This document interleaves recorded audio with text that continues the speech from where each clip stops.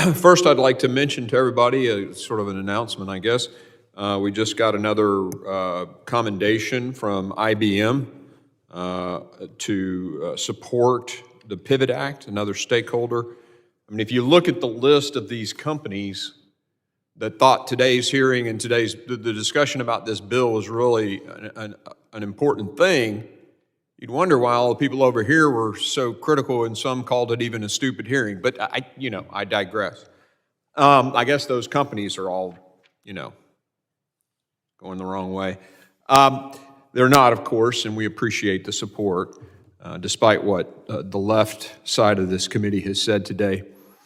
In closing, I want to thank our witnesses for their informative testimony. I really appreciate all of you sharing your comments. The cyber threat environment continues to evolve, and it's a huge risk to our country. The fact that Volt Typhoon, Salt Typhoon are where they are or where they've been should scare the hell out of every American. And we have a massive shortage of people. And as we looked over the past, my first term as chairman, we identified the priorities. And this is the workforce shortage is number one. And that's why this committee, last week's committee, focused on cyber, the first of this Congress and this committee's. Nation-state actors like China, Russia, Iran routinely target critical networks, businesses in both private and public sectors, and it's vital that we scale the workforce up. I am disappointed that some seem concerned about criticizing efforts to create much-needed efficiency and improvement within the federal government and the actual misallocation of massive taxpayer funds that could have gone to cybersecurity.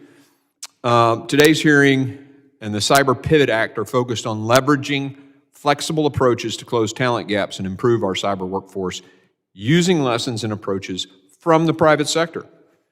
I think we would all agree that developing our cyber workforce should be much higher priority than spending $25 million to promote green transportation in the country of Georgia, or spending taxpayer dollars teaching journalists in Sri Lanka to avoid using binary gender language, or to take another example, the federal government spending $2 million to promote Moroccan pottery classes, another $2 million to promote tourism in Lebanon, which is under a travel warning from the State Department, all discovered by the very organization that nearly every member of that side of the committee spent today's committee hearing talking about when we're here to talk about, this massive cyber shortage and risk to our country.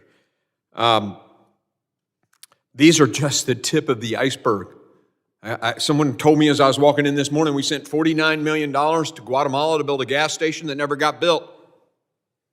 Thank God someone's figuring this out. The corruption that's happened, of course they want to jump up and down and say, somebody's not supposed to be here. A guy, by the way, who builds rockets for NASA and has a top secret security clearance.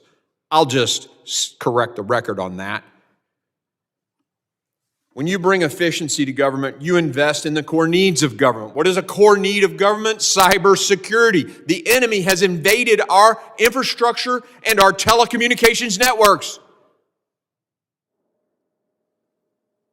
We need every penny we've got to go toward things like the Pivot Act.